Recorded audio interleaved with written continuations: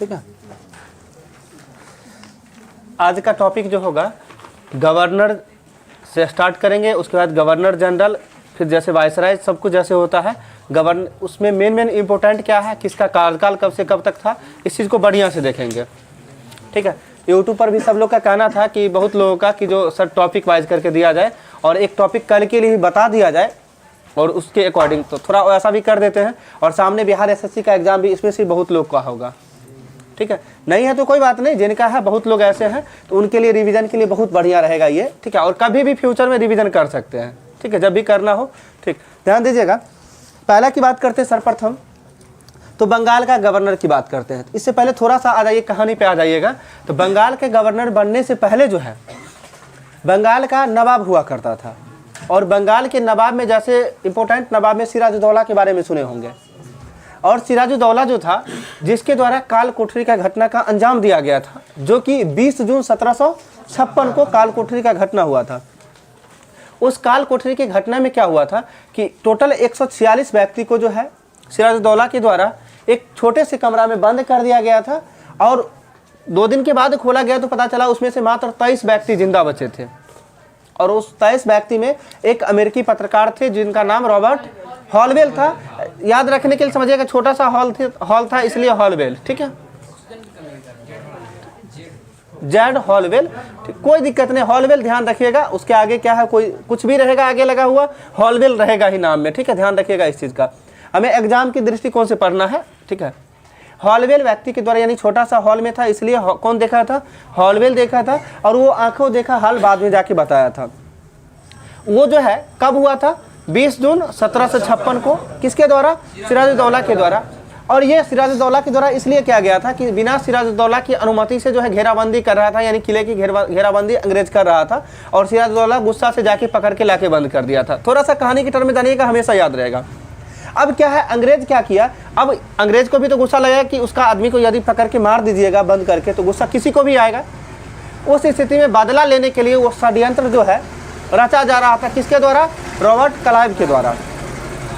ठीक है, और उस समय क्या हुआ कि सर्वप्रथम जो है अंग्रेज को जिस समय पकड़ के बंद किया गया, वो मन में सोच रहा था कि किसी तरह से जो है इसको हराना है। और हराने के लिए जो है ये क्या कहते हैं, सिराजुद्दौला का मेन सेनापति जो होता है, सेनापति जिसका नाम मीर जाफर था, मीर जाफर को वो मना लिया था। और मनाने के बाद पहले ही तय कर लिया गया था कि युद्ध के बाद जो है हम तुमको बंगाल का नवाब बना देंगे। इसलिए जो है बदला लेने के लिए एक युद्ध जिसका नाम सुने होंगे प्लासी की लड़ाई, जो कि 23 जून 1756, यानी इस षड्यंत्र रचने में उसे 1 साल 3 दिन लगे। यानी 20 जून को स्टार्ट ये घटना हुआ था, ये ब्लैक होल का घटना। 3 दिन बढ़ाएंगे तो 23 जून हो जाएगा, यानी 20 से 23 जून 1757 को प्लासी की लड़ाई हुआ था। जिस लड़ाई में पहले ही तय था कि जो सिराजुद्दौला का मृत्यु तय था। और इसमें बाद में जाके जो रास्ते में, यानी युद्ध में जाने के बाद कहा गया कि आप जाइए हम संभाल लेंगे, रास्ते में उसी का बेटा के द्वारा जो है तय कर दिया गया। ठीक है, बाद में क्या हुआ, प्लासी की लड़ाई वहां से खत्म। वहां से बंगाल का जैसे जैसे नवाब चल रहा था। ठीक है, तो सर्वप्रथम किसको नवाब बना दिया गया, बंगाल का मीर जाफर को बना दिया, जैसा कि युद्ध के अकॉर्डिंग तय था, संधि था। उसके बाद जब मीर जाफर के द्वारा 3 साल रहा गया तो देखा कि जो मीर जाफर ठीक से नहीं कर रहा है, मतलब कुछ मनमानी करने लग गया है, तो इसको हटाकर इसी का दामाद था मीर कासिम। ठीक है, यानी 1757 से लेकर 1760 तक जो है मीर जाफर रहा गद्दी पे, यानी बंगाल के नवाब के रूप में रहा। फिर मीर जाफर को क्या किया, हटा दिया और बैठा दिया मीर कासिम को। जब मीर कासिम भी जो मनमानी करने लगे और मीर कासिम के द्वारा जो है बंगाल की राजधानी कहाँ था, मुर्शिदाबाद से कहाँ स्थानांतरित कर दिया था, मुंगेर स्थानांतरित कर लिया था।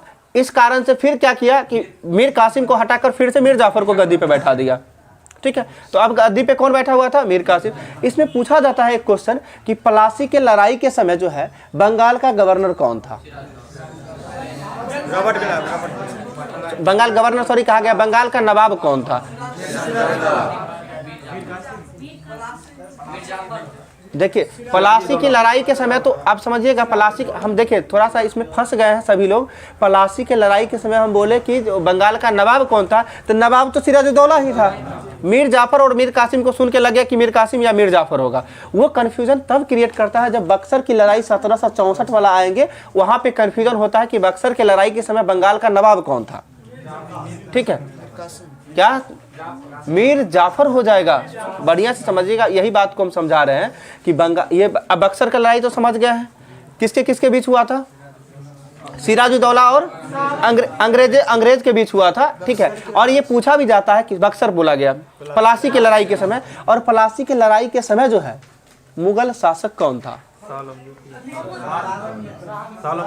देखिए इसमें भी कंफ्यूजन होता है, आलमगीर द्वितीय और शाह आलम द्वितीय। तो पलासी के लड़ाई के समय कौन था, आलमगीर द्वितीय था, आलमगीर द्वितीय था, और बक्सर के लड़ाई के समय शाह आलम द्वितीय हो जाता है। ये बहुत बार पूछा गया एग्जाम में, ध्यान रखिएगा, और इसलिए याद रखना भी जरूरी है। तो पलासी के लड़ाई के समय मुगल शासक कौन हो जाएगा, आलमगीर द्वितीय हो जाएगा। किसके किसके बीच हुआ, सिराजुद्दौला और अंग्रेज के बीच हुआ था। और इसके साथ साथ ही कहा जाए तो उस समय जो है बंगाल का नवाब कौन था, सिराजुद्दौला ही था ना। कितना कंफ्यूज होते हैं। डेट बताइए, किस तिथि को हुआ था, 22 जून 1757 को हुआ था। ठीक है, और ये पलासी कहाँ पड़ता है जगह, भागीरथी नदी के किनारे पश्चिम बंगाल में पड़ता है। जगह भी ये भी जान लीजिएगा। और ये जो ब्लैक होल की घटना या काल कोठरी का घटना जिसे कहा गया है, ये कब हुआ था, 20 जून 1756 को हुआ था। ध्यान रहेगा इतना। और ये जो है ब्लैक होल को घटना को आंखों देखा हाल जो है किसने बताया था, हॉलवेल के द्वारा बताया गया था। ठीक है, इसके आगे हम चलेंगे बक्सर की लड़ाई के पास। ठीक है, बक्सर का लड़ाई हुआ कब था, 1764। जो डेट की बात करें तो 22 अक्टूबर 1764 को हुआ था। और ये बक्सर का लड़ाई होने का कारण था कि जो बाद में अभी जो थोड़ा देर पहले बता रहे थे, मीर जाफर को हटा के मीर कासिम को बैठा दिया था। और फिर से बाद में जो है 1763 में क्या करता है, मीर कासिम को हटाकर फिर से मीर जाफर को गद्दी पे बैठा देता है। ठीक है, और जब मीर जाफर को गद्दी बैठा दिया तो मीर कासिम को समझ आया कि जो ऐसे नहीं मानने वाला है ये। ठीक है, और मीर कासिम के मन में ये भी था कि हम अकेले अंग्रेज से जीत भी नहीं सकते हैं, इसलिए त्रिगुट सेना का ये गठन करना शुरू कर दिया। और उस त्रिगुट में कौन कौन था ये एक बार आप लोग पहले बताइएगा। देखिए सुन लीजिएगा, त्रिगुट में, हाँ ठीक है, शाह आलम द्वितीय, शुजा-उद-दौला, ये कहाँ का नवाब था, अवध का नवाब था। ठीक है, अवध का नवाब था। और इसके साथ साथ मीर कासिम। सुन लीजिए बढ़िया से, देखिए ये त्रिगुट सेना का जो गठन हुआ था इसमें तीनों था। एक तो मुगल शासक, पहला तो मीर कासिम हो जाएगा क्योंकि इसको हटा दिया गया था गद्दी से। यानी बोले तो कहीं कहीं बुक में देखिएगा लिखा हुआ रहेगा कि बक्सर के युद्ध में जो है बंगाल का अपदस्थ नवाब मीर कासिम, यानी ये पद पे नहीं था, तो मीर कासिम। और साथ में अवध के नवाब जो था शुजा-उद-दौला। देखिए सिराजुद्दौला और शुजा-उद-दौला में थोड़ा सा नाम में फर्क होता है, बट सिराजुद्दौला कहाँ था तो पलासी की लड़ाई में, और शुजा-उद-दौला हाँ अवध का नवाब था वो बक्सर की लड़ाई में। तो मीर कासिम अवध का नवाब को शुजा-उद-दौला, और साथ साथ मुगल शासक शाह आलम द्वितीय, ये तीनों के द्वारा जो है त्रिगुट का गठन किया गया था। और त्रिगुट के द्वारा जो है अंग्रेज पे क्या त्रिगुट सेना बोलेंगे, तीन हुआ तो त्रिगुट नहीं होगा, ये ध्यान रखिएगा। तीन है, कौन कौन, मीर कासिम, साथ में शाह आलम द्वितीय और शुजा-उद-दौला, ये तीनों के द्वारा त्रिगुट सेना का। और जो कि 22 अक्टूबर 1764 को युद्ध हुआ, और युद्ध के तहत जो है हार हो गई। ठीक है, किसका, त्रिगुट सेना का हार हो गया। और हार होने के साथ साथ दो संधि हुआ था। एक संधि इलाहाबाद की प्रथम संधि जो कब हुआ था, 1765 में। डेट की बात बोले तो 12 अगस्त 1765। तो पहला 12 अगस्त 1765 को पहला संधि, और इलाहाबाद की दूसरी संधि हुआ था 16 अगस्त 1765। दो संधि हुआ है, 4 दिन का ही अंतर है, ध्यान रखिएगा, कभी भी आ जाएगा मन में। ठीक है, दूसरी संधि 16 अगस्त 1765। ठीक है, और इस संधि के तहत बक्सर की लड़ाई जो है समाप्त हुआ। इसके आगे जब हम बोलते हैं, जब ये सब हो गया बंगाल का, तब जाके 1764 के बाद या 1765 में संधि हो गया। इसके बाद बंगाल का गवर्नर, ये नवाब जो था, नवाब को समाप्त करके बंगाल का गवर्नर नियुक्त किया गया था। जो कि पहला बंगाल के गवर्नर बनने वाले व्यक्ति कौन थे, रॉबर्ट क्लाइव। अब समझिएगा, यहाँ से आ गए हैं गवर्नर पे। इससे पहले जो था कैसे कैसे हुआ था इस चीज को समझे। पहला व्यक्ति रॉबर्ट क्लाइव जो है कब बना था, 1700 देखिए सर्वप्रथम 1757 में ही था रॉबर्ट क्लाइव। हम उस समय भी बोले थे पलासी की लड़ाई जो हुआ था किसके द्वारा नेतृत्व किया जा रहा था, रॉबर्ट क्लाइव के द्वारा, जो कि 1757 से लेके जो है हाँ 1760 तक रहे थे ये 3 साल। ठीक है, और इसके बाद बीच बीच में एक बैरेलस्ट आता है, कार्टियर आता है, ये सब आता है जो कि इंपॉर्टेंट नहीं है, उसको नहीं देखेंगे। एक पहला है बैरेलस्ट, जिसके बारे में आप लोग को हम बताए भी थे कि प्रथम आंग्ल मैसूर युद्ध किस गवर्नर के काल में हुआ था, तो लॉर्ड बैरेलस्ट के काल में हुआ था, जो कि 1767 से 1769 तक रहे थे। इतना ध्यान रहेगा। 1767 से 1769 एंग्लो मैसूर युद्ध हुआ है ना, उस समय कौन था बंगाल का गवर्नर? ठीक है, लॉर्ड वेरेलस था। ये इंपॉर्टेंट, ज़्यादा इंपॉर्टेंट नहीं है, कार्टियर वगैरह नहीं है, इसलिए तो हम बोले पहला बंगाल का गवर्नर जो है रॉबर्ट क्लाइव, जो कि 1757 से लेकर 1760 तक रहे थे। फिर बाद में जाके जो है 1765 से लेकर 1767 में रहे हैं, और 1765-67 में जब आए हैं तो इनके द्वारा कुछ इंपॉर्टेंट काम किया गया है, जैसे कि बंगाल में द्वैध शासन को लागू करना। किसके द्वारा लागू किया गया था? रॉबर्ट क्लाइव के द्वारा। कब लागू किया गया था? तो 1765 में लागू किया गया। ध्यान से एकदम पढ़िएगा, जैसे क्लास में पढ़ते हैं उस तरह से। 1765 में लागू किया गया, और 7 साल बाद 1772 में वारेन हेस्टिंग्स के द्वारा जो है द्वैध शासन को समाप्त कर दिया गया। ध्यान रखिएगा, द्वैध शासन को समाप्त किसने किया था? Warren Hastings. कब किया? 1772 में। लागू कौन किया था? रॉबर्ट क्लाइव के द्वारा। कब लागू किया गया? 1765 में। अगला क्वेश्चन, स्वर्ग से उतरा सेना नायक किसे कहा जाता है? तो रॉबर्ट क्लाइव को ही स्वर्ग से उतरा सेना नायक भी कहा जाता है, ठीक है। और इसके साथ साथ ही मुगल सम्राट जो है शाह आलम द्वितीय के साथ जो है इलाहाबाद की जो संधि हुई थी, जो कि दूसरा संधि हुआ था, ये रॉबर्ट क्लाइव के साथ ही हुआ था, इलाहाबाद की दूसरी संधि। अगला, ज़्यादा इनके द्वारा इंपॉर्टेंट काम जितना था वो समझ चुके हैं। अगला आते हैं अगला पे, जो जब रॉबर्ट क्लाइव हटा, रॉबर्ट क्लाइव के बाद कौन बैठा? तो इंपॉर्टेंट जैसे बोले 65 से लेकर 67, और इसके बाद आता है वारेन हेस्टिंग्स आता है, जो वारेन हेस्टिंग्स कब से कब तक रहे हैं? हम क्या बोले? वारेन हेस्टिंग्स 74 से 85 ने, वारेन हेस्टिंग्स 72 से 85 तक रहे हैं टोटल, जिसमें सुन लीजिए, हम बता रहे, पहले समझिए भाई मेरे, समझिए पहले। 1772 में ये बने हैं, तो बंगाल के गवर्नर के रूप में रहे हैं, ठीक है, और बंगाल के गवर्नर के रूप में इन्हें नियुक्त किया गया 1772 में। और इसी बीच में आता है एक रेगुलेटिंग एक्ट 1773, और 1773 के रेगुलेटिंग एक्ट के तहत जो है बंगाल के गवर्नर को जो नाम बदलकर बंगाल का गवर्नर जनरल कहा जाने लग गया। तो इसमें क्वेश्चन बनता है कि बंगाल का अंतिम जो है गवर्नर कौन था? तो वारेन हेस्टिंग्स होगा। और बंगाल का प्रथम गवर्नर जनरल कौन था? तो वारेन हेस्टिंग्स ही होगा। ये ध्यान रखिएगा, ठीक है। ये कब बना था? किस अधिनियम एक्ट के तहत? 1773 के चार्टर एक्ट के तहत बना था, ठीक है, जो कि 1772 के बाद 74 से ये जो है बंगाल का गवर्नर जनरल कहलाए, ठीक है। 2 साल तक ये क्या रहे थे? बंगाल के गवर्नर के रूप में, और 2 साल बाद जो है 74 से 85 तक बंगाल के गवर्नर जनरल के रूप में रहे। और इनके द्वारा भी बहुत सारा काम किया गया, जैसे कि आप जानते हैं दूसरा एंग्लो मैसूर युद्ध हुआ था, कब हुआ था? 80 से लेके 82 में 80 से 84 तक हुआ था। 80 से 84 तक हुआ। 80-82 जा रहे हैं पंचवर्षीय योजना में, ठीक है, जो योजना आपका हंस रहा है, ठीक, ध्यान रखिएगा थोड़ा सा। तो दूसरा जो हुआ था इन्हीं के काल में 80 से लेकर 84 तक दूसरा एंग्लो मैसूर युद्ध किनके काल में? वारेन हेस्टिंग्स के काल में ही हुआ था, ठीक है। इनके द्वारा इंपॉर्टेंट काम है, जो कि राजकीय कोषागार जो था उसे मुर्शिदाबाद से स्थानांतरित करके कलकत्ता कर दिए थे। मुर्शिदाबाद से कहाँ किए थे? कलकत्ता कर दिए थे। और इसके साथ साथ जो है 1772 में ही एक फौजदारी अदालत का स्थापना किया था, ठीक है, फौजदारी, जो कि हाँ फौजदारी या दीवानी बोला जाता है, दीवानी अदालत, जिसकी स्थापना 1772 में किसके द्वारा किया गया था? वारेन हेस्टिंग्स के द्वारा ही किया गया था, जो कि प्रत्येक जिला में किया गया था, यानी प्रत्येक जिला में एक फौजदारी अदालत होगा, ठीक है। इसके साथ साथ ही बोर्ड ऑफ रिवेन्यू की स्थापना बहुत इंपॉर्टेंट है। ये बोर्ड ऑफ रिवेन्यू की स्थापना किसके द्वारा? वारेन हेस्टिंग्स के द्वारा ही किया गया था। और इसके साथ साथ जो मुगल शासक को जो वो एग्रीमेंट जो हुआ था, जो हाँ पेंशन जो दिया जाता था, वार्षिक पेंशन, जो अगले ये क्या बोलते हैं, ध्यान से समझिएगा, इलाहाबाद की दूसरा संधि के तहत जो हुआ था, शाह आलम द्वितीय के साथ जो संधि हुआ था, उस संधि में तय हुआ था कि मुगल शासक को जो है 26 लाख प्रति वार्षिक, यानी 26 लाख रुपया पर सालाना जो है पेंशन के रूप में दिया जाएगा। और वो 26 लाख पेंशन जो मिलता था उसको बंद कर दिया गया। ये किसके द्वारा बंद किया गया था? वारेन हेस्टिंग्स के द्वारा बंद कर दिया गया था। और इसके साथ साथ ही जो है बंगाल में जो है एक बंगाली ब्राह्मण नंद कुमार थे, जिसके ऊपर झूठा आरोप यानी झूठा मुकदमा लगा दिया गया था, जिसके तहत उसको फांसी की सजा दिलवा दी गई थी। इसके लिए इनके द्वारा पूछा जाता है कि एकमात्र गवर्नर जनरल जिसके ऊपर लंदन में महाभियोग चला था, वारेन हेस्टिंग्स हो जाएगा, महाभियोग चला था, ठीक है। और बाद में जो है महाभियोग से इसे मुक्त कर दिया गया था 95 में शायद, ठीक है, 1795 में, ठीक है। आगे बताइएगा। और इनके साथ साथ ही जो है आंग्ल मराठा युद्ध भी हुआ था इन्हीं के काल में। प्रथम आंग्ल मराठा युद्ध कब हुआ था?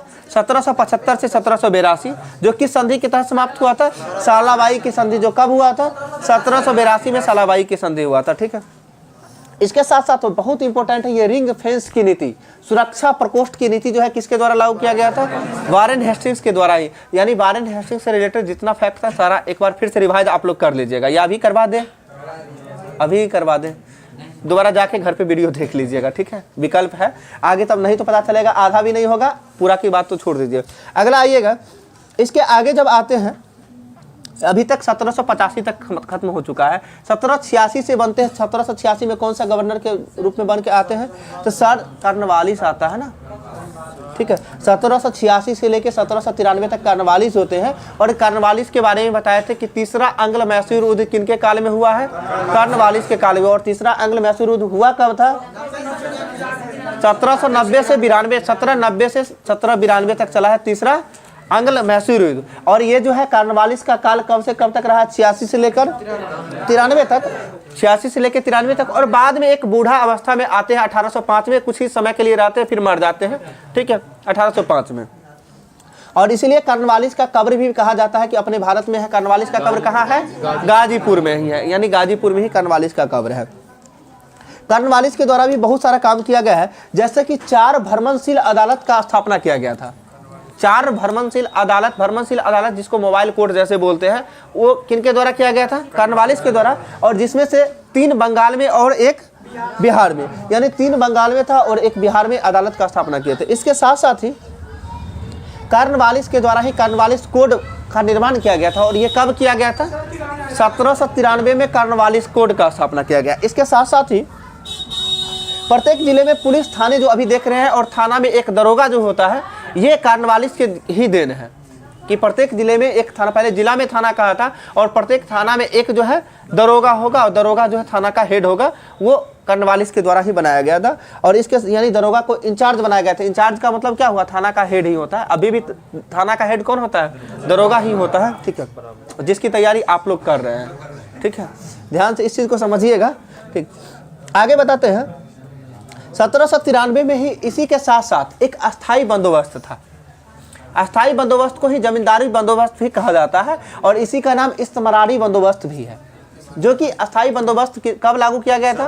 1793 में। किसके द्वारा? कॉर्नवालिस के द्वारा ही किया गया था। देखिए कभी भी एग्जाम में क्वेश्चन आए तो पहले समझिएगा इस चीज़ को कि कब किया गया था, और उसके पीरियड पे तुरंत पहुंच जाएगा ये इतना के इसके बीच यही थे, तो इसका मतलब इसी बीच में आंसर होगा कुछ ना कुछ। नहीं याद कैसे याद करना पड़ेगा, अपने आप हो जाएगा। यदि किसी को याद हो रहा है तो कर रहे हैं तब ना हो रहा है। आपको भी होगा, आप भी कीजिए, हर किसी को होता है ये चीज़। स्टार्टिंग में सबको दिक्कत होती है, ठीक है।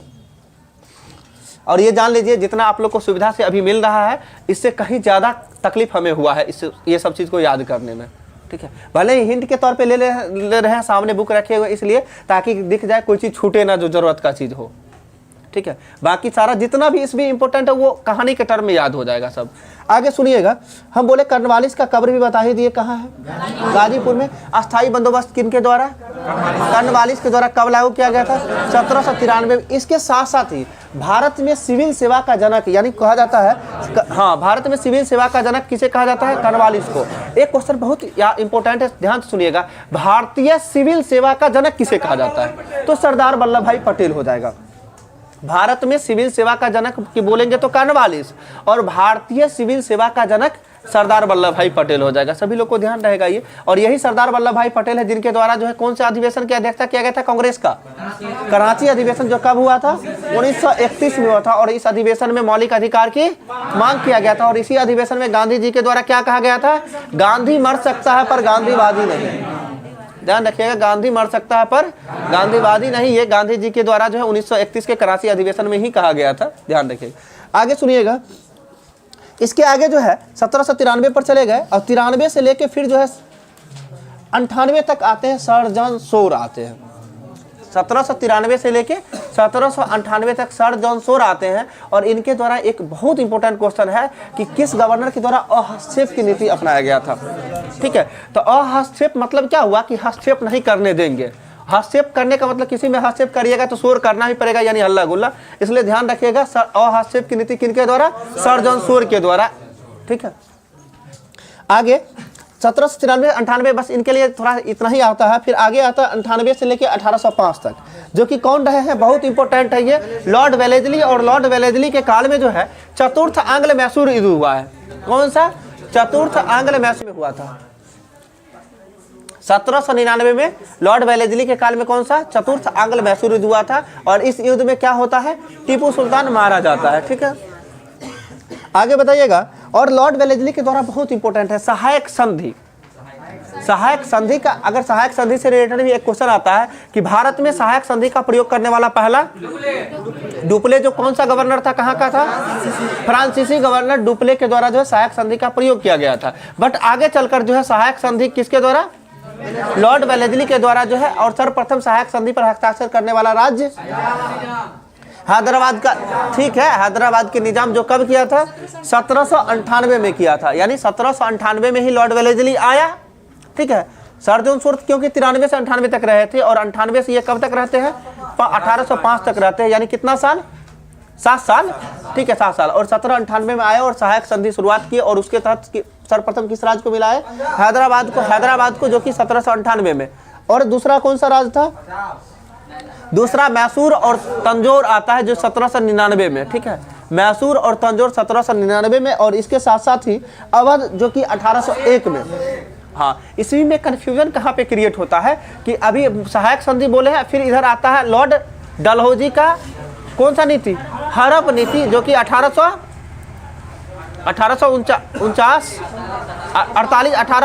ठीक है, 1848 से स्टार्ट होता है। इसी में कंफ्यूजन होता है कि डलहौजी के हड़प नीति के तहत पहला राज्य कौन था? तो सतारा था। इसी में सतारा हैदराबाद में कंफ्यूज कर जाते हैं वहाँ पे कि सतारा होगा कि हैदराबाद होगा। ठीक है, अवध में बताइएगा। अवध को जो है सहायक संधि के तहत कब? 1801 हो जाएगा ना। अवध को 1801 में, पेशवा को भी 1801 में ही था। ठीक है, और इसके साथ साथ जो है बरार एवं भोसले को 1803 में, और एक सिंधिया था उसको 1804 में। ठीक है, तो सबसे ज़्यादा इंपॉर्टेंट इसमें दो ही है, एक हैदराबाद याद रखिएगा 1798 में, मैसूर 1799 में, और मैसूर के साथ साथ तंजौर भी याद रखिएगा जो 1799 में ही है। और एक याद रखिएगा, आपको पेशवा को याद रखना है। पेशवा को कब मिलाया गया था? 1801 में मिलाया गया था। और पेशवा के साथ साथ अवध, ये इतना अवध पेशवा 1801 हो जाएगा। ठीक है, तंजौर और मैसूर कब हो जाएगा? 1899 में ना, 1899 में। और 1799 बोला गया, 1799 होगा। ठीक है, और अवध को जो है 1801 में मिलाया गया था। आगे बताइए, इसके द्वारा जो है चौथा आंग्ल मैसूर बता ही दिए, इतना ही इंपॉर्टेंट घटना है। इसके आगे आइएगा, एक आता है 1805 से लेके 7 तक रहते हैं। ठीक है, 1805 से लेके 7 तक सर जॉर्ज बार्लो होते हैं। सर जॉर्ज बार्लो कब से कब तक? 1805 से लेकर 1807 तक। और इस दौरान जो है सर जॉर्ज बार्लो का कुछ इंपॉर्टेंट घटना था, जो कि वेल्लोर में सिपाही विद्रोह होता है। वेल्लोर में सिपाही विद्रोह 1806 में होता है। यानी वेल्लोर में सिपाही विद्रोह कब हुआ है? 1806 में। किस गवर्नर के काल में हुआ था? ठीक है, सर जॉर्ज बार्लो के काल में हुआ था। और इसके साथ साथ इनका भी काल खत्म होता है। और इसके बाद वाला जो भी आता है थोड़ा सा इंपॉर्टेंट आ जाता है। 7 के बाद जो है प्रथम आता है मिंटो प्रथम, जो कि 1807 से लेकर 1813 तक रहते हैं। 1807 से 1813 तक लॉर्ड मिंटो प्रथम। और इनके काल में आप जानते हैं 1809 में जो है एक संधि होती है, जो कि किस चीज की संधि? अमृतसर की संधि। और किनके किनके बीच हुआ है? रणजीत सिंह और चार्ल्स मेटकॉफ के बीच होता है। महाराजा रणजीत सिंह और चार्ल्स मेटकॉफ के बीच होता है अमृतसर की संधि, जो कि 1809 में होता है। 1809 में ये भी बहुत बार एग्जाम में क्वेश्चन पूछा गया, जिनको याद होगा उनके लिए बहुत अच्छा है, जिन्हें नहीं याद होगा ध्यान में रखिएगा। 1809 अमृतसर की संधि, जो कि चार्ल्स मेटकॉफ और रणजीत सिंह के बीच हुआ था, जो कि ये जो है हाँ, जो कि मिंटो प्रथम के काल में हुआ था। और इन्हीं के काल में, मिंटो प्रथम के काल में ही 1813 का चार्टर एक्ट भी आता है। 1813 का चार्टर एक्ट आता है, जो 1813 का चार्टर एक्ट भी जानते होंगे बहुत लोग, कि चाय और चीनी का जो है व्यापार को जो है छोड़कर बाकी सब पर प्रतिबंध कर दिया गया था। और इसके साथ साथ ही भारत में ईसाई मिशनरियों का आगमन भी हुआ था 1813 के चार्टर एक्ट के तहत ही। भारत में ईसाई मिशनरियों का आगमन किस एक्ट के तहत? 1813। और इसके साथ साथ ही भारतीयों के लिए शिक्षा पर 1 लाख रुपया का खर्च 1813 के चार्टर एक्ट के तहत ही। बहुत इंपॉर्टेंट क्वेश्चन है, जब एसआई मेंस का तैयारी कीजिएगा, मेंस में ये सब क्वेश्चन हमेशा हर सेट में देखने को मिलेगा। ठीक है, कि भारत में ईसाई मिशनरियों का आगमन किस एक्ट के तहत, 1813। ठीक है, शिक्षा पर जो है भारतीयों के लिए 1 लाख रुपया का ब्याज जो दिया गया था, ये भी 1813 के चार्टर एक्ट के तहत दिया गया था। और इसके साथ साथ ही जो ब्रिटिश के साथ जो है ईस्ट इंडिया कंपनी के साथ व्यापार जो होता था, उसको अधिकार को जो है 20 वर्ष के लिए बढ़ाकर 1833 कर दिया गया था इसी के तहत। और चाय और चीनी के साथ व्यापार को छोड़कर बाकी सबको प्रतिबंध कर दिया गया था। ठीक है, अगला क्वेश्चन पे आइएगा। ये 1807 से लेकर 1813 तक का सफर हो चुका है इसका। 13 से बाद आता है 1813 से लेकर 1823 तक रहते हैं, जो कि कौन सा आता है, लॉर्ड हेस्टिंग्स आते हैं। अब लॉर्ड हेस्टिंग्स और वारेन हेस्टिंग्स में बहुत अंतर है, ध्यान रखिएगा, इसमें भी कई लोग कंफ्यूज किए होंगे। लॉर्ड हेस्टिंग्स और वारेन हेस्टिंग्स, तो वारेन हेस्टिंग्स का ध्यान होगा 1772 से लेके 1785 तक रहे हैं। ठीक है, और यही ना, हाँ ठीक है, क्या हुआ, और ये लॉर्ड हेस्टिंग्स, वारेन हेस्टिंग्स अलग हो जाते हैं, लॉर्ड हेस्टिंग्स अलग होते हैं। और लॉर्ड हेस्टिंग्स 1813 से लेकर 1823 तक रहते हैं। और इनके काल में कुछ इंपॉर्टेंट घटना होता है, जैसे कि प्रथम आंग्ल नेपाल युद्ध होता है। और प्रथम आंग्ल नेपाल युद्ध कब होता है, 1816 में होता है, 14 से 16 तक होता है। और ये किस संधि के तहत समाप्त होता है, संगोली की संधि के तहत समाप्त होता है। संगोली की संधि के तहत समाप्त होता है। संगोली आएगा तो 1816 हो जाएगा, और संगोला आएगा तो लास्ट में 0 होना चाहिए, यानी 1750, यानी गोला होना चाहिए। 1750 संगोला का संधि होगा। ठीक है, इसमें जो है प्रथम आंग्ल नेपाल युद्ध हुआ 1816 में, जो कि संगोली की संधि के तहत समाप्त हो गया। और इसके साथ साथ ही इन्हीं के काल में मराठा शक्ति को जो है अंतिम रूप से समाप्त कर दिया गया था, जो कि कब किया गया था, 1820 में किया गया था। 1819-20 देता है, जो मराठा शक्ति को जो है अंतिम रूप से समाप्त कर दिया गया। जब मराठा की बात की तो एक क्वेश्चन बहुत इंपॉर्टेंट है, ध्यान में पढ़े भी होइएगा, कि मराठा शक्ति जो है, यानी मराठा या शिवाजी के द्वारा जो है अष्टप्रधान था, अष्टप्रधान को विनाश करने का काम किसके द्वारा किया गया था, अष्टप्रधान को जो है समाप्त किसके द्वारा किया गया था, यानी विनाश किसके द्वारा, गलत हो जाएगा, अष्टप्रधान को जो है समाप्त किया था संभाजी। ठीक है, संभाजी के द्वारा जो है अष्टप्रधान को समाप्त किया गया था। हाँ, अष्टप्रधान को समाप्त करने वाला जो है, यानी शिवाजी का मंत्री परिषद होता था ना अष्टप्रधान, उसको समाप्त करने का काम जो है संभाजी के द्वारा किया गया। बहुत इंपॉर्टेंट है। अगला क्वेश्चन जो है,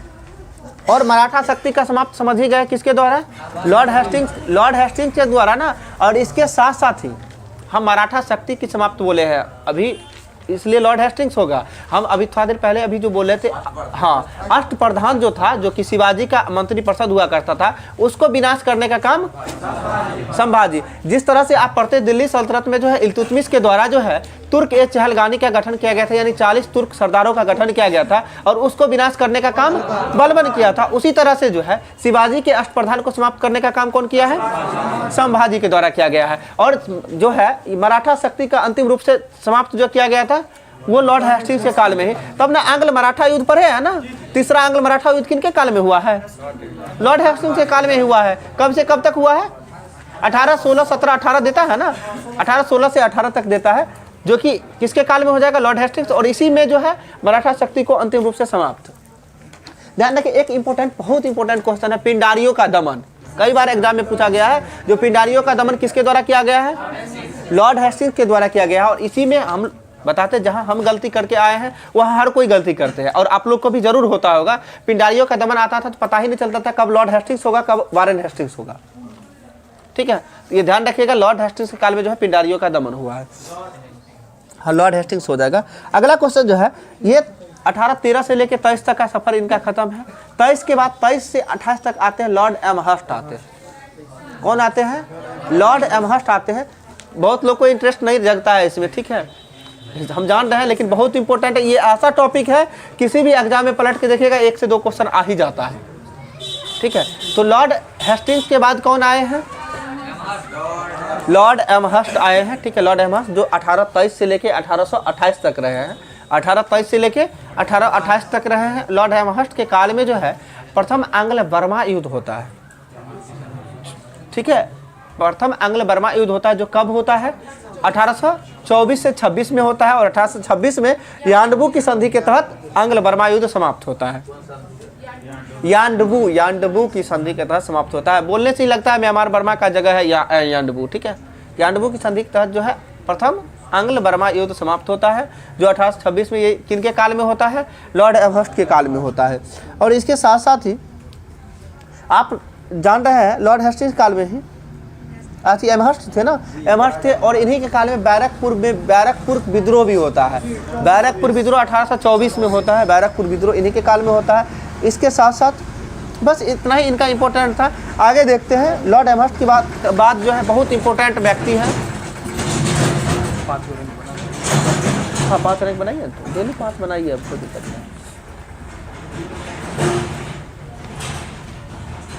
आगे सुनिएगा, कौन सा 1824 से 26 देता है? हाँ 24 2 साल चला है। 26 में यानबुक संदिग्धता समाप्त हुआ है। क्या हुआ? हाँ अच्छा ठीक है, सही है 24-26। अगला क्वेश्चन जो है, लॉर्ड विलियम बेंटिक आते हैं आगे, 1828 से लेके 1835 तक रहते हैं। और इम्पोर्टेंट इसलिए ये व्यक्ति बहुत इंपॉर्टेंट है, ध्यान रखिएगा। एक तो पहला नंबर कि 1833 का चार्टर एक्ट इन्हीं के काल में आता है, ठीक है। और 1833 के चार्टर एक्ट के तहत जो है बंगाल के गवर्नर जनरल को भारत का गवर्नर जनरल बना दिया जाता है। ये क्वेश्चन बनता है कि बंगाल का अंतिम गवर्नर जनरल कौन था? लॉर्ड विलियम बेंटिक हो जाएगा। और भारत का प्रथम गवर्नर जनरल कौन हो गया? लॉर्ड विलियम बेंटिक ही हो गया। और लॉर्ड विलियम बेंटिक का काल कब से कब तक था? 1828 से लेके 1835 तक था। इसी बीच में जो है आप जान रहे हैं 1828 में राजा राम मोहन राय के द्वारा किसका स्थापना किया जाता है? ब्रह्म समाज का स्थापना किया जाता है। और ब्रह्म समाज से पहले 1815 में आत्मीय सभा का गठन किया गया था, और उसी का रूपांतरित करके जो है 1828 में ब्रह्म समाज, और ब्रह्म समाज के साथ साथ ही 1829 में जो है सती प्रथा का उन्मूलन जो राजा राम मोहन राय के प्रयास से लॉर्ड विलियम बेंटिक के काल में ही किया गया था। और इसके साथ साथ ही एक साल बाद 1830 में जाइएगा तो ठगी प्रथा का अंत हुआ है, जो कि कई बार बोल चुके हैं। ठगी प्रथा कब? 1830 में। 1830 में ठगी प्रथा का उन्मूलन जो कि किनके सहायता से, किनको सहयोग से? कर्नल सलीमन की अध्यक्षता में हुआ था, जो ठगी प्रथा का उन्मूलन लॉर्ड विलियम बेंटिक के प्रयास से। अगला 1830 के बाद जो है 1833 का चार्टर एक्ट तो समझ ही गए हैं, इन्हीं के काल में आया था। और इसी में जो है 1835 में एक इम्पोर्टेंट घटना होती है, जो कलकत्ता में जो है मेडिकल कॉलेज की स्थापना की गई थी। कलकत्ता में मेडिकल कॉलेज की स्थापना 1835 में। और इन्हीं के काल में लॉर्ड मैकाले की अनुशंसा पर जो 1834 में किसका? शिक्षा में सुधार हेतु मैकाले कमेटी का भी गठन किया गया था, जो कि 1834 में। अगला जो है, और शिक्षा के संबंध में आंग्ल प्राच्य विवाद भी आता है इन्हीं के काल में। शिक्षा के संबंध में आंग्ल प्राच्य विवाद, यह पूछा जा सकता है सीधा सीधा कि आंग्ल प्राच्य विवाद का संबंध किस क्षेत्र से है? तो शिक्षा क्षेत्र से है। और किसके काल में आया था ये? लॉर्ड विलियम बेंटिक के काल में ही आया था, ठीक है। क्या लॉर्ड लिटन कहाँ है? आप कहाँ पे चले गए? लॉर्ड लिटन की बात करते हैं, कहाँ है? 1878, ठीक है, 1876 से लेकर 1880 तक लॉर्ड लिटन रहते हैं। आगे सब आएगा, जितना है ना बोले, जितना कंफ्यूजन है सारा क्लियर हो जाएगा। सुनिएगा ध्यान से।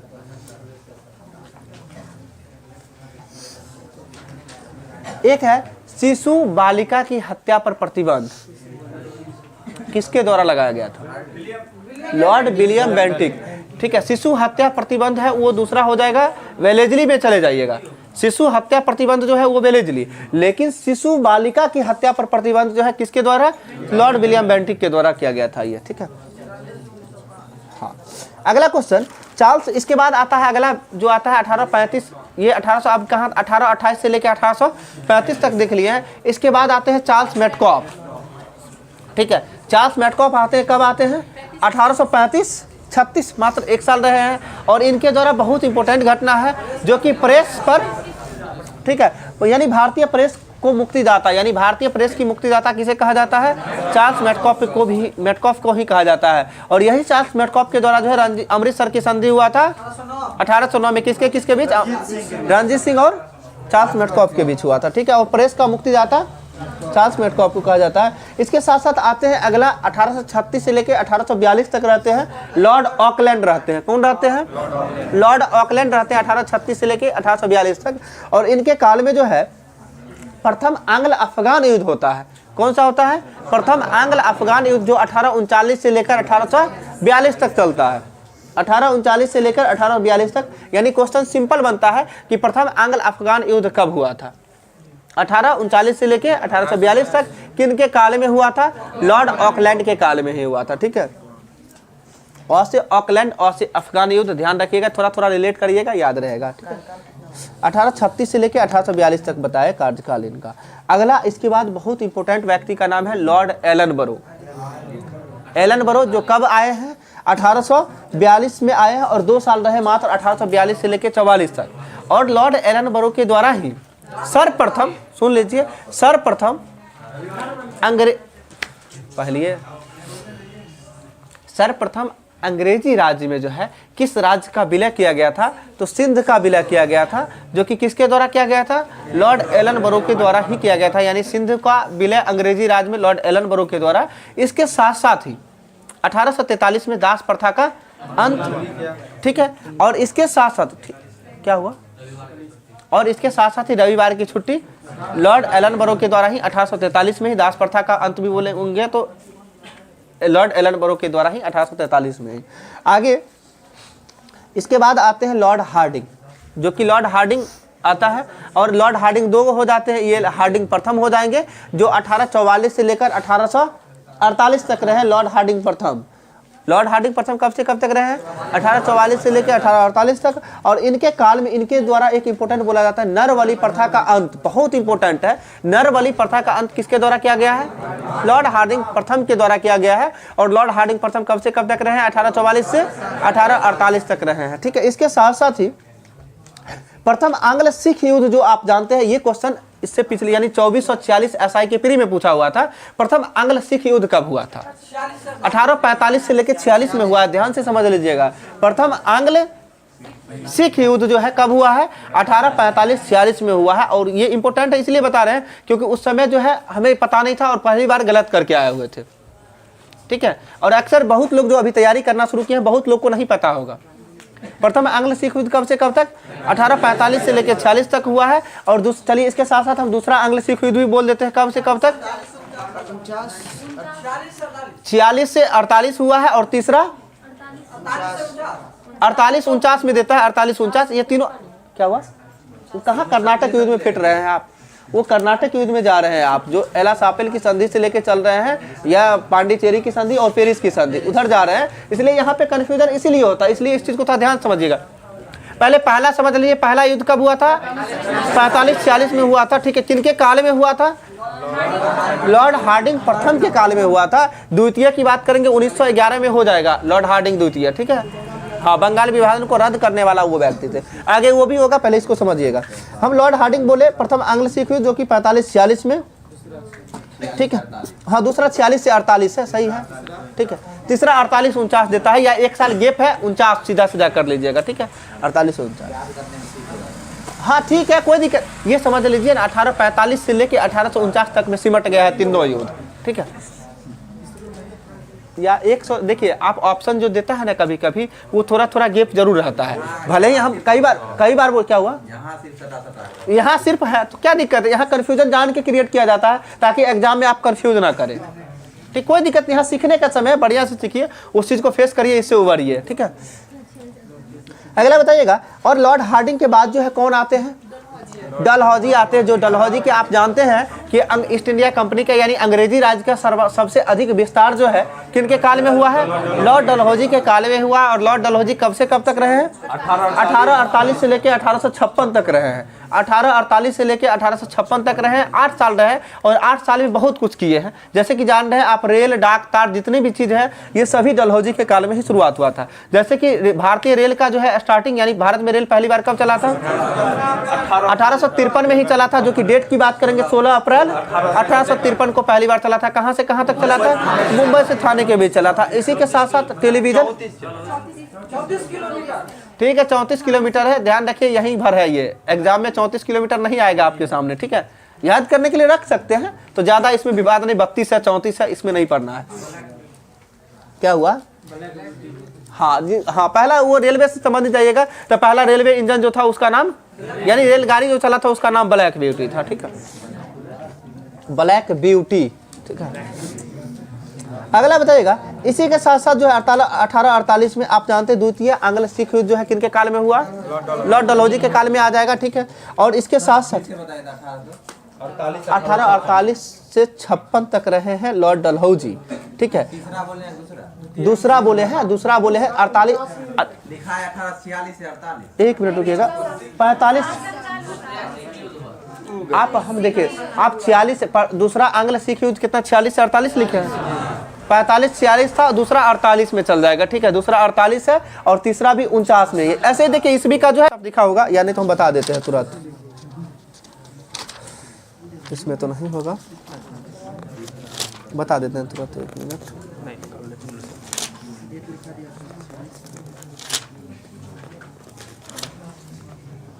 देखिए तो दूसरा 48 49 में है ना, तीसरा बताइए तो, तीसरा 1849 ही है, देख लीजिए, वही बोले ना सटा सटा के ही दिया हुआ है ये।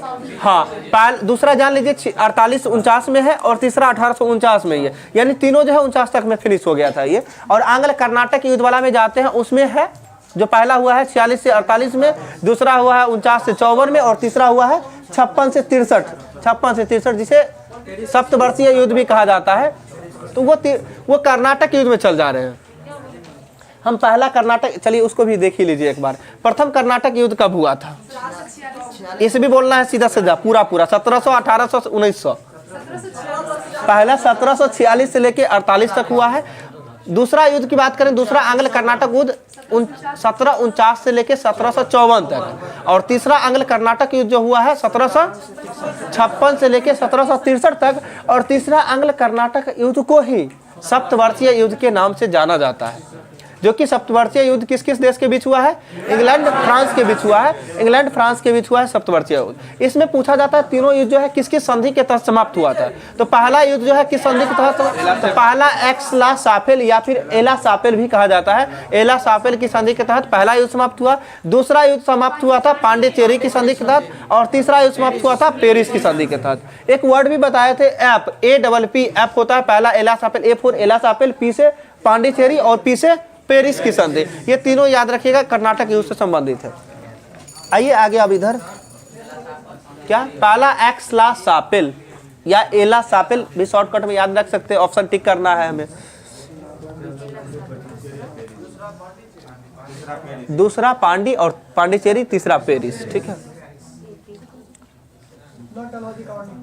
ठीक है, अब लॉर्ड डलहौजी में आते हैं। हाँ, लॉर्ड डलहौजी का काम थोड़ा सुनिएगा ध्यान से। लॉर्ड डलहौजी के द्वारा मतलब बताया, इन्हीं के काल में दूसरा आंग्ल सिख युद्ध हुआ था। इसके साथ साथ ही दूसरा आंग्ल बर्मा युद्ध भी हुआ था, जो कि 1850 में हुआ है। पहला आंग्ल बर्मा युद्ध बताए थे अभी थोड़ा देर पहले, कब से कब तक, 18, हम आंग्ल बर्मा बोल रहे हैं, 1824 से 26 में जो यान्डबू की संधि के तहत समाप्त हुआ था, बताए थे ना पहला। हाँ, जो किन गवर्नर किन के काल में हुआ था, लॉर्ड एमहर्स्ट के काल में हुआ था, जो जिनका कार्यकाल कब से कब तक था, 23 से 28 तक था, ठीक है। 1823 से 28 तक किनका था, लॉर्ड एमहर्स्ट का काल। उन्हीं के काल में प्रथम आंग्ल बर्मा युद्ध हुआ था, जो 1824 से 26 के तहत, और 26 में जो है यान्डबू की संधि के तहत समाप्त हुआ। और दूसरा आंग्ल बर्मा युद्ध जो है कब हुआ, 1850 में, किसके काल में हुआ, लॉर्ड डलहौजी के काल में हुआ। इतना ध्यान रखिएगा। आगे आइए, आगे इसी के साथ जो है सिक्किम का जो है विलय हुआ था, जो कि सिक्किम का विलय पूछा जाता है कि कब हुआ, 1850 में हुआ है। सिक्किम का विलय कब हुआ है, 1850 में हुआ। इसके साथ साथ व्यक्तिगत का सिद्धांत, जिसे डॉक्ट्रिन ऑफ लैप्स भी कहा जाता है, उसके तहत जो है सर्वप्रथम किस राज्य को मिलाया गया था, सतारा को मिलाया गया था। कब मिलाया गया था, 1848 में। और 1849 में किसको किसको मिलाया गया था, जैतपुर और संबलपुर, ठीक है। हाँ, जैतपुर और संबलपुर को कब मिलाया गया था, 1849 में, ठीक है। और इसके साथ साथ जो है उदयपुर, जानते हैं फेमस जगह है, जो 1852 में, उदयपुर को 1852 में, और झांसी को 1853 में, और अवध को 1856 में, ध्यान रखिएगा। और अवध को मिलाया गया था कुशासन का आरोप लगाकर, 1856 में मिलाया गया था, ठीक है। अगला क्वेश्चन, और नागपुर भी देता है, तो नागपुर 1854 में, ठीक है। आगे आइएगा, शिक्षा से संबंधित एक चार्ल्स वुड डिस्पैच आया था, वुड डिस्पैच आया था, जो कि 1854 में ही आया है। किनके काल में आया है, लॉर्ड डलहौजी के काल में ही आया है, सॉरी, लॉर्ड डलहौजी। अगला जो है पोस्ट ऑफिस एक्ट आया है 1854 में, किनके काल में? लॉर्ड डलहौजी के काल में ही है। या डाक टिकट का प्रचलन भी बोलेंगे तो लॉर्ड डलहौजी के द्वारा, हम पहले ही बोल दिए थे, रेल डाक तार जो है सब कुछ लॉर्ड डलहौजी हो जाएगा। और इसके साथ साथ ही सार्वजनिक निर्माण विभाग या फिर जो है लोक सेवा विभाग की स्थापना लॉर्ड डलहौजी के द्वारा ही किया गया था। और इसके साथ साथ ही भारतीय नागरिक सेवा में जो है नियुक्ति हेतु पहली बार प्रतियोगिता परीक्षा का आयोजन जो है किनके द्वारा? लॉर्ड डलहौजी के द्वारा ही किया गया था, जो कि 1855 में पहली बार हुआ था। दोनों जगह एक साथ हुआ है तो 1900 समथिंग में चल जाता है। हाँ, 1922 में चल जाता है, जो लंदन और भारत में दोनों जगह एक साथ हुआ है, जिसमें प्रथम व्यक्ति कौन बने थे? सुरेंद्रनाथ बनर्जी बने थे। ठीक है, अगला क्वेश्चन बताएगा, सुरेंद्रनाथ बनर्जी सत्येंद्रनाथ टैगोर? टैगोर होगा, सेकंड सत्येंद्रनाथ टैगोर होगा। ऐसे में कुछ बोलवा के निकाल दीजिएगा, और ज्यादा बहुमत भी था आप लोग का। ठीक है, सुरेंद्रनाथ बनर्जी का, लेकिन फिर भी मन में आ गया कि सत्येंद्रनाथ टैगोर ही होना चाहिए। पहला व्यक्ति बनने वाले थे सत्येंद्रनाथ टैगोर थे। ठीक है, ठीक है, अगला सुनिए, आगे बताइएगा, भारतीय नागरिक सेवा में नियुक्ति हेतु पहली बार प्रतियोगिता परीक्षा का आयोजन कब? 1855 में, किनके द्वारा? लॉर्ड डलहौजी के द्वारा शुरुआत किया गया था। इसके आगे आइएगा, इसके बाद वाला आते हैं लॉर्ड कैनिंग, और लॉर्ड कैनिंग भी बहुत इंपॉर्टेंट है। ठीक है, लॉर्ड कैनिंग इसलिए इंपॉर्टेंट है कि लॉर्ड कैनिंग के काल में ही 1858 का एक्ट आता है, और उसी के तहत महारानी का जो है घोषणा पत्र भी आता है, जिस घोषणा पत्र को जो है कब पढ़ा गया था? 1 नवंबर 1858 को कहाँ पढ़ा गया था? इलाहाबाद में पढ़ा गया था। ये बहुत इंपॉर्टेंट है। उसके तहत क्या कहा गया था? अब जो है ईस्ट इंडिया कंपनी का जो है शासन का हाथ ब्रिटिश संसद यानी ब्रिटिश क्राउन के हाथ में चला गया था उसके। ठीक है, तो इसमें जो है प्रथम जो है ये वायसराय के, यहाँ अभी तक तो आ रहे थे, अब गवर्नर जनरल पढ़ रहे थे कि भारत के गवर्नर जनरल 1833 के चार्टर एक्ट से। बट 1858 का जब आता है, ये क्यों आता है? क्योंकि इसी बीच में 1857 की क्रांति होती है और काफ़ी क्षति का सामना करना पड़ता है, बहुत कुछ घट जाता है इसमें 1857 की क्रांति में। इसके लेके 1858 में महारानी का घोषणा और 1858 का चार्टर एक्ट, जिसके तहत जो है ये जो है यानी भारत का ईस्ट इंडिया कंपनी का शासन जो होता है किसके हाथ चला जाता है? ब्रिटिश क्राउन के हाथों में चला जाता है, यानी संसद के हाथ में चला जाता है। और इसके साथ साथ ही बताते हैं, हाँ ये बोल रहे थे भूल ही गए, भारत का जो है गवर्नर जनरल को भारत का वायसराय नाम दे दिया गया। भारत के गवर्नर जनरल को भारत का वायसराय, और भारत का वायसराय प्रथम वायसराय बनने वाले व्यक्ति लॉर्ड कैनिंग, और भारत का अंतिम गवर्नर जनरल बनने वाले व्यक्ति लॉर्ड कैनिंग ही हो जाएंगे। ठीक है, लॉर्ड कैनिंग ही हो जाएंगे अंतिम गवर्नर जनरल बनने वाले व्यक्ति। ठीक, और इसी के साथ साथ 1857 का विद्रोह किनके काल में? कैनिंग काल में। 1857 का विद्रोह का प्रतीक चिन्ह बताइएगा। रोटी कमल हो जाएगा। ठीक है, ठीक है, चपाती या कमल बोल सकते, चपाती और कमल। ठीक, और बताइएगा एक बहुत इंपॉर्टेंट है, रोटी कपड़ा और मकान। ये सुन रहे हैं ना, ये किस क्रांति में नारा दिया गया था? 1857 की क्रांति के समय ही आया था रोटी कपड़ा और मकान। ठीक है, 1857 की क्रांति के समय ही। ठीक है, देख रहे हैं ना, इसीलिए जो है नहीं मिल रहा था, इसीलिए उसमें जो है इस 1857 क्रांति का जो है प्रतीक चिन्ह ही दे दिया गया था रोटी कमल, जिसको चपाती बोलते हैं। ठीक है, अगला बताइएगा, इंडियन हाईकोर्ट एक्ट आया था। ठीक है, हाँ इंडियन हाईकोर्ट एक्ट आया है, और इसी के तहत जो है कब आया था? 1856, जिसके तहत 3 उच्च न्यायालय का स्थापना किया गया था। कहाँ कहाँ? कलकत्ता, मुंबई, मद्रास में किया गया था, जो कि कब किया गया है? 1857 में। 1857 में, 56 के साथ 57 में ना, सॉरी ठीक है, 1856 में आया है, एक्ट आया है हाईकोर्ट एक्ट, इसके तहत 1862 में किया गया है। ठीक है, ठीक, और ये 3 विश्वविद्यालय का भी स्थापना किया गया, ये 1857 है। ठीक है, 3 कलकत्ता, मुंबई, मद्रास विश्वविद्यालय का स्थापना जो है ये तीनों 1857 में ही किया गया था। अगला इसी के साथ में जो है विधवा पुनर्विवाह अधिनियम आया है। विधवा पुनर्विवाह अधिनियम कब आया है? 1856 में। किसके काल में? लॉर्ड कैनिंग के काल में ही। और किस व्यक्ति के प्रयास से? ईश्वरचंद विद्यासागर के प्रयास से आया है। ठीक है, ध्यान रखिएगा। और सर्वप्रथम जो विधवा पुनर्विवाह अधिनियम जो आया था, इसके ईश्वरचंद विद्यासागर के प्रयास से, और सर्वप्रथम अपने बेटा को जो है शादी करवाए थे, प्रथम विधवा से करवाए थे। ठीक है, ये ध्यान रखिएगा तो अपने याद आ जाएगा कौन व्यक्ति होंगे, ईश्वरचंद विद्यासागर। ठीक है, अगला जो है इसी के साथ में इंडियन काउंसिल एक्ट पारित हुआ था, हाँ 1861 में, जिसे पोर्टफोलियो प्रणाली कहा जाता है, जो कब 1861 में। इसी के साथ साथ आईपीसी अभी जो पढ़ रहे हैं, आईपीसी सीपीसी होता है ना, भारतीय दंड संहिता, जो ये कब आया था आईपीसी 1860 में आया है, ठीक है, आईपीसी 1860 में। ये कहीं कहीं पे 1859 भी देता है, कहीं कहीं 62 भी देता है, ध्यान रखिएगा, लेकिन 1860 इसका सही आंसर होगा। आईपीसी की शुरुआत 1860, ठीक है, इंडियन पैनल कोड, ठीक है। अगला जो है लॉर्ड कैनिंग के बाद आ जाते हैं लॉर्ड एल्गिन प्रथम, ठीक है, जो 1862 से लेके 63 तक रहते हैं, लॉर्ड एल्गिन प्रथम। और इनके द्वारा जो है एक इम्पोर्टेंट काम बताइएगा, एल्गिन प्रथम के द्वारा, जो कि बहावी आंदोलन का दमन जो है किनके द्वारा किया गया था, एल्गिन प्रथम के द्वारा किया गया था। और एल्गिन द्वितीय भी है ना, कब है, किन्हीं को पता बोलिए। 1894 से लेकर 1899 तक एल्गिन द्वितीय हो जाएंगे, आगे 1894 से लेकर 99 तक एल्गिन द्वितीय है। तो एल्गिन प्रथम ध्यान रखिएगा कब है, 62 से 63 तक है, जो कि इनके द्वारा जो है बहावी आंदोलन का दमन किया गया है। इसके बाद आते हैं sir John Lawrence. Sir John Lawrence आते हैं, और सर जॉन लॉरेंस कब से कब तक रहते हैं, 1864 से लेकर 1868 तक रहते हैं, मात्र 4 साल, 1864 से 68 तक। और इन्हीं के काल में भारत एवं यूरोपीय देश के बीच जो है समुद्री टेलीग्राफ सेवा की शुरुआत हुई थी, जो कब हुआ, 1865 में हुआ है। यानी भारत और यूरोप के बीच जो है समुद्री टेलीग्राफ सेवा की शुरुआत कब, 1865 में, किनके काल में, सर जॉन लॉरेंस के काल में हुआ था। और सर जॉन लॉरेंस जो है ये अफगानिस्तान के खिलाफ जो है हस्तक्षेप की नीति अपनाया है, अफगानिस्तान के खिलाफ हस्तक्षेप की नीति, ठीक है। और इन्हीं के काल में एक हेनरी कैम्पबेल के जो है अध्यक्षता में अकाल आयोग का भी गठन किया गया था। इसके साथ साथ सर जॉन लॉरेंस खत्म है, और इसके आगे आइएगा तो लॉर्ड मेयो है, जो कि 1869 से 1872 लॉर्ड मेयो के काल में ही, लॉर्ड मेयो का जो कहा जाता है, जो अजमेर में जो है 1872 में मेयो कॉलेज का स्थापना किया गया था। यानी मेयो कॉलेज का स्थापना कब, 1872 में, किसके द्वारा, तो लॉर्ड मेयो के द्वारा ही। और इसके साथ साथ ही कृषि विभाग की भी स्थापना लॉर्ड मेयो के द्वारा ही किया गया था, ठीक, 1872 में ही किया गया था। और इसके साथ साथ आप जानते हैं, बहुत इंपॉर्टेंट है, भारत में प्रथम जनगणना लॉर्ड मेयो के काल में ही किया गया था। लॉर्ड मेयो के ही काल में प्रथम जनगणना 1872 से ही किया गया है। और भारत में जो है रेगुलर जनगणना, यानी 10 वर्ष पर जनगणना जो है 1881 लॉर्ड रिपन हो जाएगा, ठीक है, लॉर्ड रिपन।